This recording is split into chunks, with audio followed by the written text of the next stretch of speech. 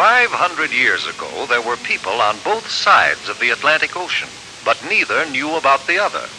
On the western side, our side, the people had reddish-brown skins and lived in huts or wigwams. On the eastern side, in Europe, the people were white-skinned. They had learned how to build houses and large sailing ships, but they still didn't know much about the rest of the world. In fact, most of them believed the Earth was flat. Then one day, a map maker named Christopher Columbus had an idea. Do you know what?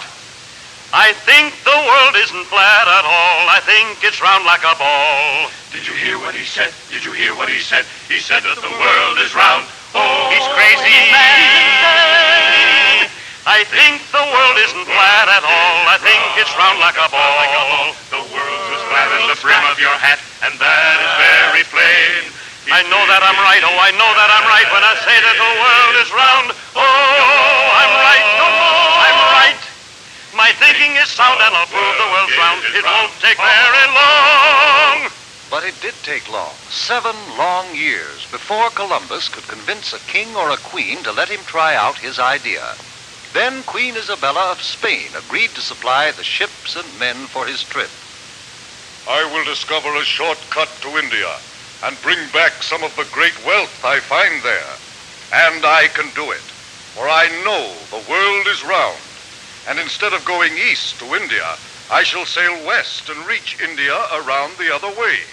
It will be a shorter and cheaper way, for I'll do it all by sea. Queen Isabella provided Columbus with 3 ships, the Nina, the Pinta, and the Santa Maria. And on August 3rd, 1492, they set sail across the unknown Atlantic. High on the foaming tide, over the ocean, onward our ships will ride, onward my sailors. The ships sailed onward, but 2 long months after they started, there was still no sign of land ahead.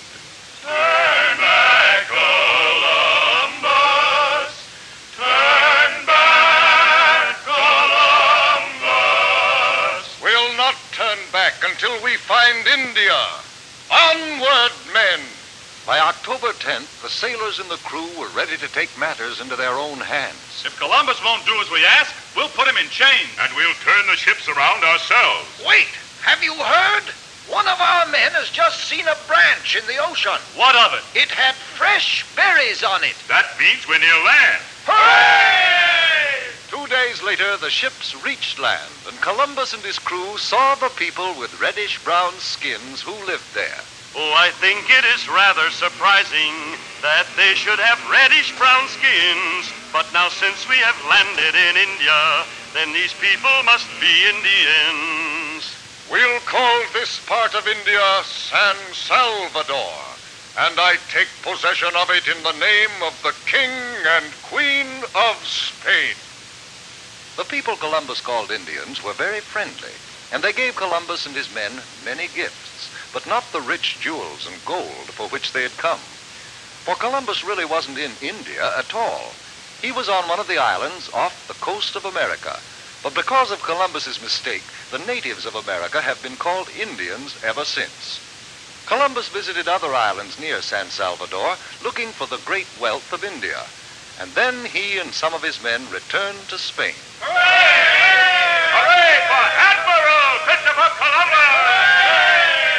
Columbus had no trouble getting ships and men for his second voyage, but he still hadn't the slightest idea that he was headed for the vast continent of America, and that he would have had to cross it and sail over the Pacific Ocean before he could reach India by traveling west. The men of Europe were no longer afraid of the ocean. Columbus made 2 more voyages, and other explorers followed. But each year on October 12th, we celebrate Columbus Day, the anniversary of that day in 1492, when Columbus first sighted the land of the New World, America.